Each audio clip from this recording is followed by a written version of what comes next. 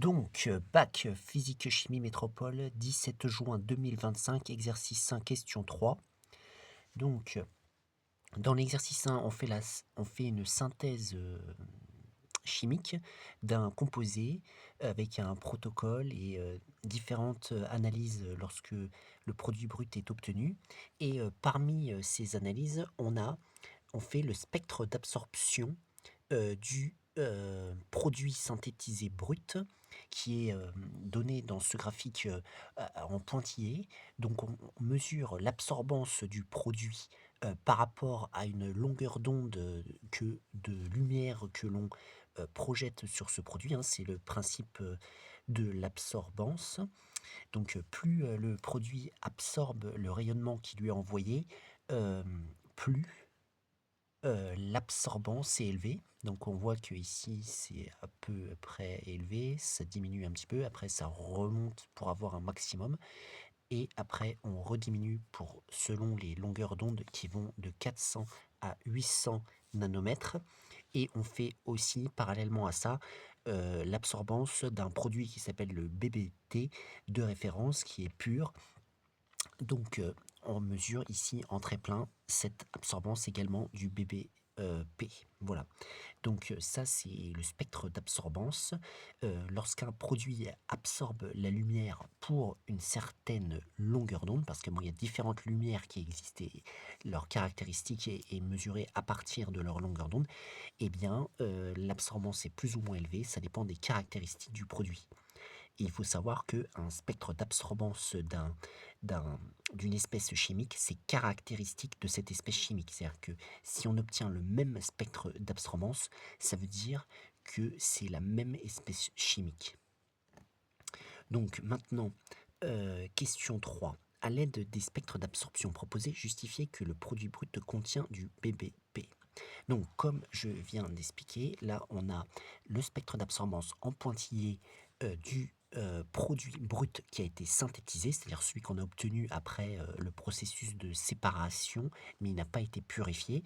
Et ensuite, également le spectre d'absorbance en très plein là du PBT de référence. Bah, on voit que ces deux spectres, ils sont quand même assez similaires. Ils obtiennent un sommet pour la même longueur d'onde, c'est-à-dire à peu près 580, peut-être 570, 580. Et ensuite, ils sont presque superposables, sauf peut-être que l'absorbance, il y a un peut-être décalage d'absorbance entre ces deux produits, mais ils ont le même profil. Donc, on pourrait, on pourrait dire que le produit brut synthétisé contient bien du BBT, d'autant plus que c'était celui que l'on souhaitait synthétiser. Donc, on savait que en mélangeant les réactifs, on allait obtenir du BBT normalement.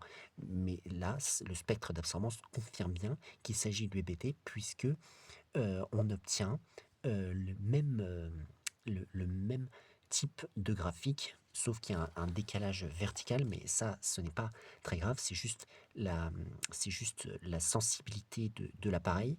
Donc, justifier que les produits bruts contiennent du BBT. Donc, on peut dire le spectre d'absorption d'absorption du BBP de référence est très très similaire à celui du produit brut. Du produit brut. Deux points, on peut dire on obtient le même pic d'absorbance à environ 580 nanomètres. Voilà, on voit qu'il y a un pic d'absorbance à 180 nanomètres. Et ensuite, le reste, bah, ça, et on obtient ensuite une faible absorbance pour les autres longueurs d'onde, on peut dire, et une faible absorbance pour les autres longueurs d'onde.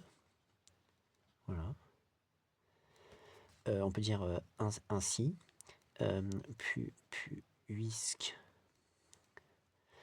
un spectre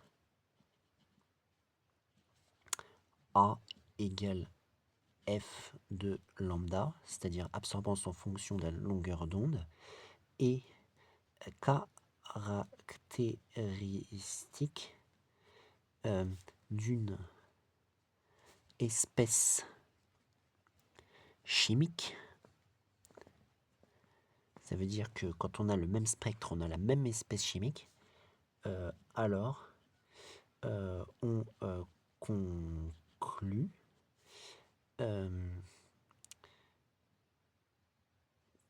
que le produit brut contient du BBP, donc peut-être qu'il n'est pas pur, mais sûrement qu'il contient majoritairement du BBP. Donc voilà pour cet exercice.